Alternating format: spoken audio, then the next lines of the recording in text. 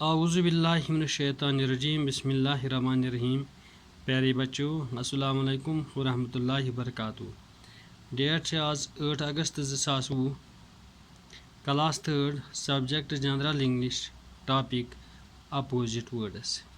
Use जन सोन अजुक topic opposite words.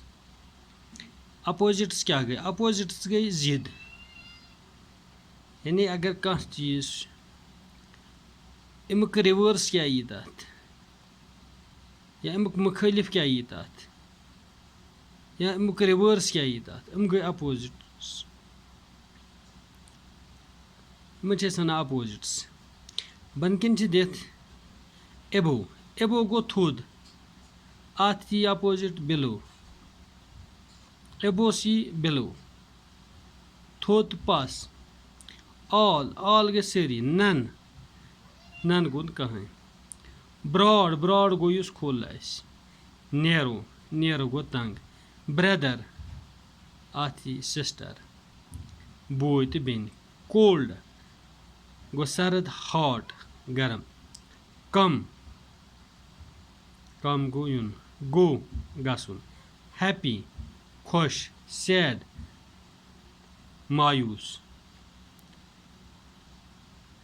Hard गो use सख्त आस। Easy go use सख्त आस कहीं ते।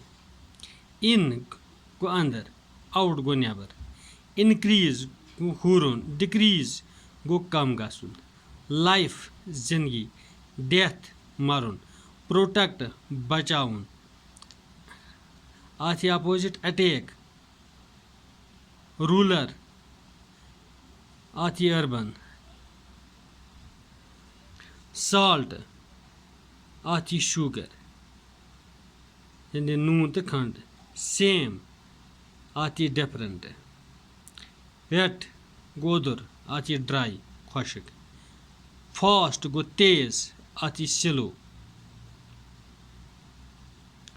फैट मुठ, थिन ज़ईल। गिव गो दुन। रिसीव गो रटुन। हेवन, अत हिल, यानी जन्नत जहन्नम। हेल्दी गो सेहतमंद। सिक बीमार। लॉन्ग, अत शॉर्ट, यानी झूठ तो सूट। इनसाइड, अत आउटसाइड, यानी अंदरम साइड तो बे निबरम साइड। अंदरमन तो निबरमन। लार्ज गो वारिया। स्मॉल गो कम। लाइक गो पसंद कर। डिसलाइक गो नापसंद कर। लॉफ गो असुन। क्राई, लॉफ सी क्राई। फ्यू, फ्यू गो कम। मैनी, मैनी गो वारिया। वो गई वर्ड्स बे तिहन opposites.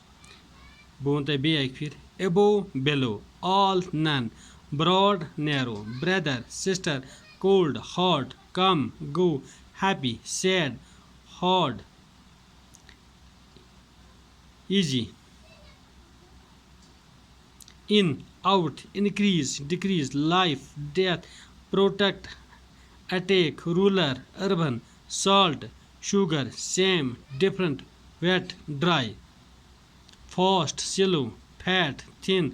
Give receive. Heaven hell. Healthy sick. Long short. Inside outside. Large small. Like dislike. Laugh cry. Few many. Thanks.